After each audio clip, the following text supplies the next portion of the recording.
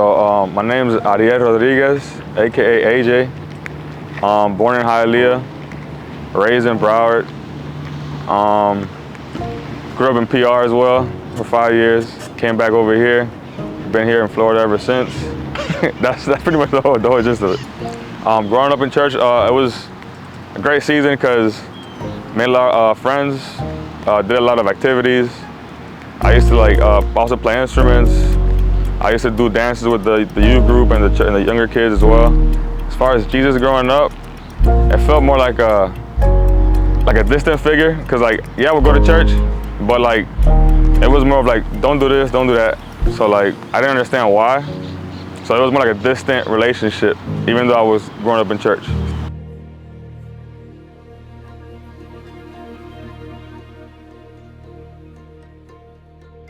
So for me, family, it means having my mom, my brother, my grandma, and myself.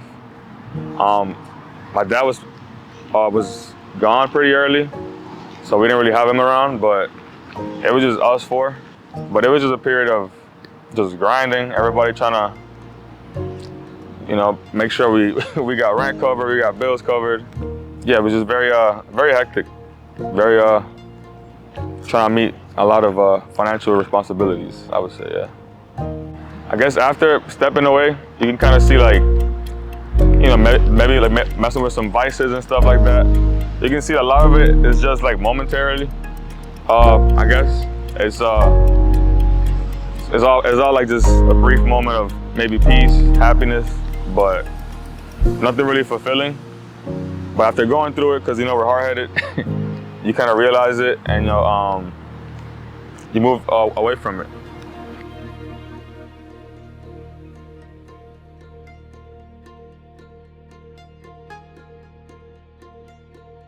She became a part of my life, and just randomly one day she just said, "Oh, I'm gonna go to check out this church." So my first reaction was church? What do you mean? What are you talking about? But she went by herself with a friend. Maria was, I don't want to say careless, but a little bit reckless. I do think that I moved and then I thought about my actions later. So when I felt a certain way, I would run to drinking. I would drink like it was water.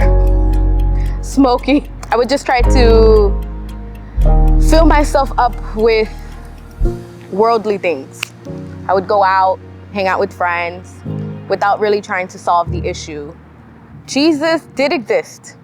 I didn't know who he was, what relationship I had with him, and how he really affected and had an impact on my life. Priscilla encouraged me to go to church, and from then on, it was what unfolded everything for Renewal. I went on my own just to see what it was really about, and that's when I was welcomed with open arms, the sense that the church actually cared for not only me, but for everybody in the church as individuals. They cared about them outside of church, their personal lives. They tried to get to know us on a deeper level. First time I went to Renewal, it was kind of a shock because everybody was very loving and very supportive, and I'm I don't even know you guys, so I'm this is a little weird for me, but I used to try to, after service, I used to try to leave as fast as I could, just so I didn't talk to nobody. You knew you're not in the right, but you don't want to face the music, you don't want to kind of take accountability, you don't want to look at yourself that deep. So I didn't want to, face the music. I didn't want to face the consequences of my own actions.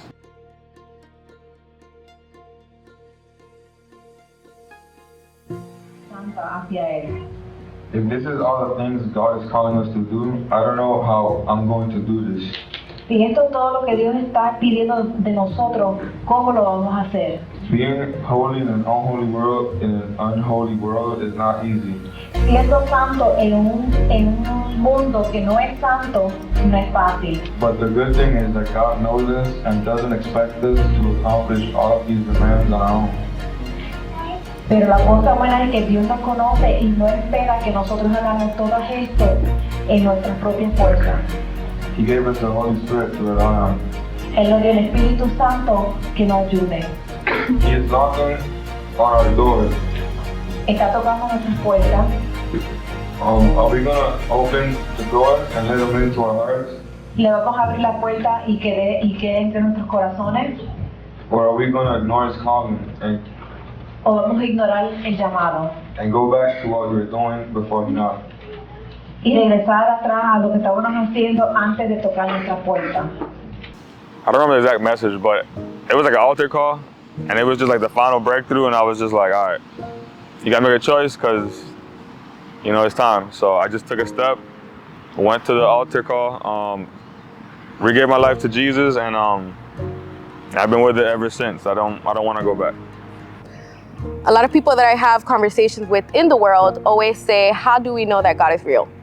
And my response has been, I'd rather live life filled with happiness and peace than to live life my way, filled with anger, depression, and sorrow on my own.